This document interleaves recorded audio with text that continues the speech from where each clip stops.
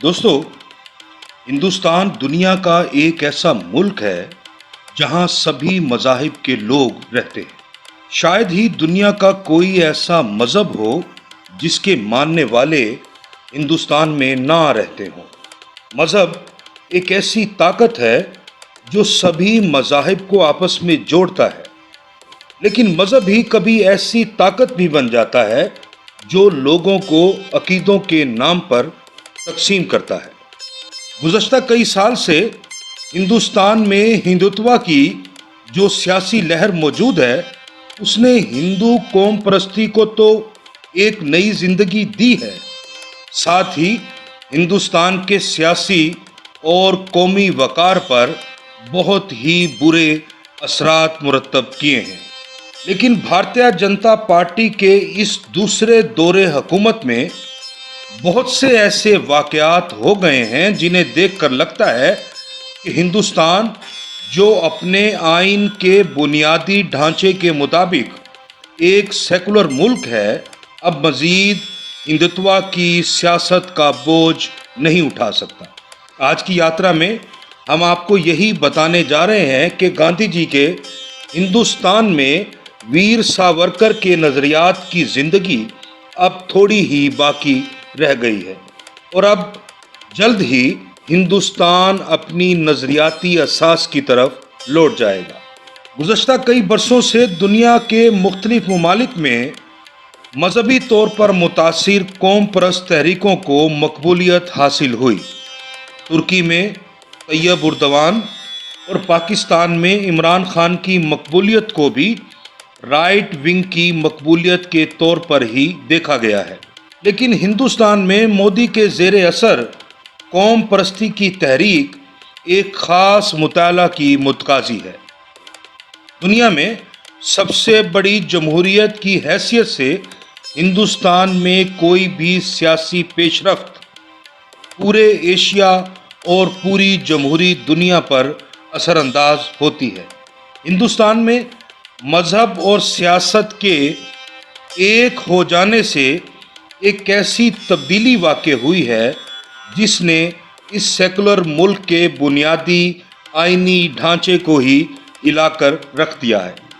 इस मुरक्कब का आगाज़ बरहमन वैदिक रवायत की रियासती सरपरस्ती से हुआ, जिससे मज़हब की रियासती हिमायत को यकीनी बनाया गया। इसका मतलब ये हुआ कि मजहबी पुरोहित रियासत की हिफाजत करेंगे और हुकूमत करने का जवाज़ फराहम करेंगे।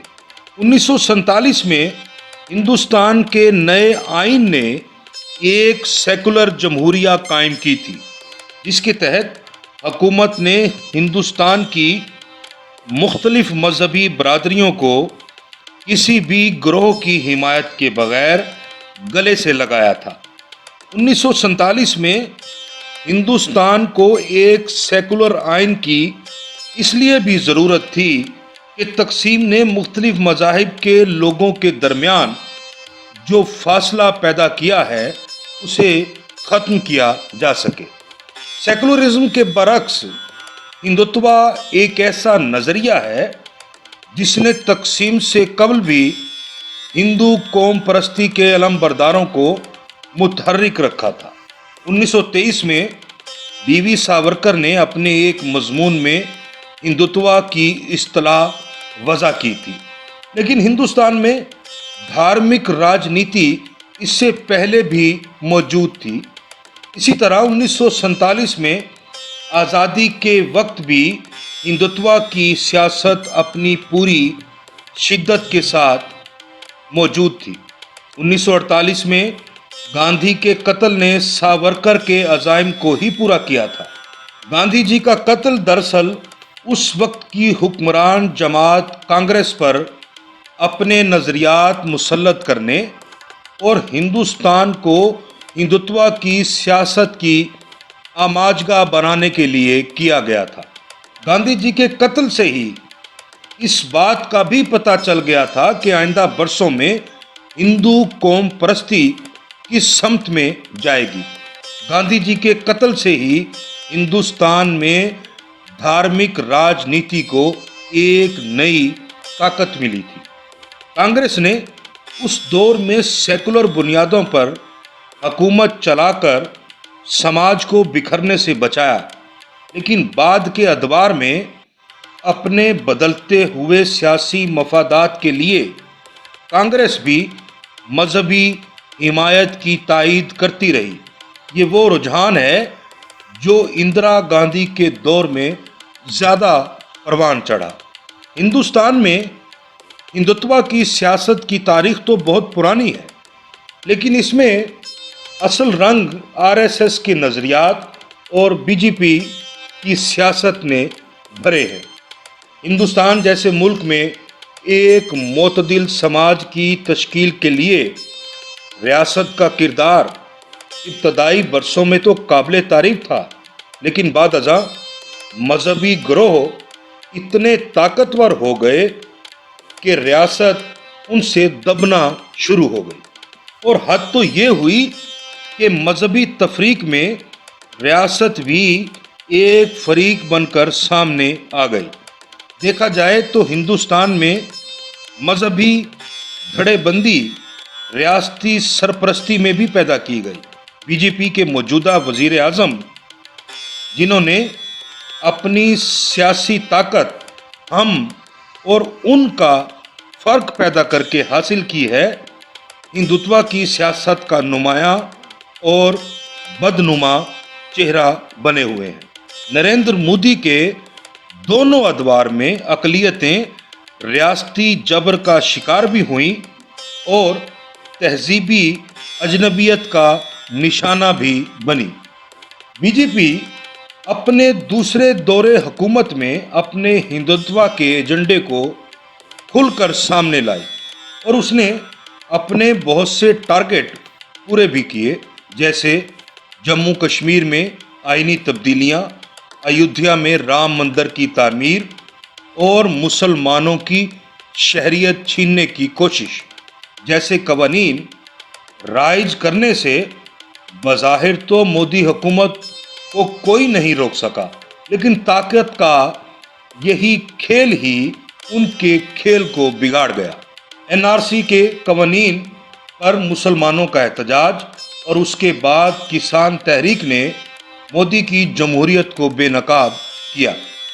مودی جی کے ان اقدامات سے ہندوستانی سماج کے ہر طبقے میں بے چینی کی ایک لہر پیدا ہوئی اور حکومت عدم اعتماد کا شکار ہوئی، اور اب ہندوتوا کی سیاست کے تابوت میں آخری کیل COVID-19 ثابت ہوا ہے۔ تقسیم کے بعد ہندوستان میں کورونا سے ہلاکتیں دوسرا بڑا انسانی المیہ ہے۔ اس وبا کے دوران ہندوستان میں اتنا بڑا انسانی المیہ رونما ہوا ہے کہ ہندوستانی سماج کو ایک نئے فکری اور سیاسی اعتماد کی ضرورت ہے۔ اب ہر طرح کی آئیڈیالوجی نئے سرے سے مرتب کرنا پڑے گی۔ کووڈ کے دوران یہ تو ثابت ہو گیا کہ ملک کے شہریوں کی حفاظت کے لیے قوم پرستانہ جذبات کی کوئی اہمیت نہیں ہوتی۔ جس ملک میں لوگ آکسیجن سلنڈر کے لیے مارے پھرتے رہے، اس ملک کا وزیر اعظم ایک ہم خیال سیاست دان کے مجسمے پر 300 کروڑ روپے کیسے خرچ کر دیتا ہے؟ یہی سوال ہندوستان میں آئندہ کا سیاسی رخ طے کرے گا، کیونکہ کوئی بھی بڑا المیہ کسی بھی بڑے سماج کی سوچ بدلنے کے لیے ہی ہوتا ہے۔ جب ہندوستان کے لوگ کورونا کے بحران سے نکلیں گے تو ساتھ ہی ایک نیا ہندوستان بھی جنم لے گا، جس میں ہندوتوا سمیت دھارمک راجنیتی کے سارے دروازے بند ہو جائیں گے۔ ویسے بھی کورونا کے دوران ہندوستانی لوگ مذہب اور دھرم سے اوپر اٹھ کر ایک دوسرے کی مدد کرتے رہے۔ جن مسجدوں اور گردواروں کو کبھی آگ لگائی گئی تھی، آج انہی مساجد اور گردواروں میں کورونا کے مریضوں کو آکسیجن فراہم کیا جا رہا ہے، اور مختلف مذاہب کے لوگوں کا یہ آپسی تعلق ہی ہندوستان کے سیکولرزم کا حسن ہے۔ دوستو، آپ کو ہماری یہ یاترا پسند آئے تو اپنے دوستوں سے بھی شیئر کیجیے اور ہمارا چینل بھی ضرور سبسکرائب کیجیے۔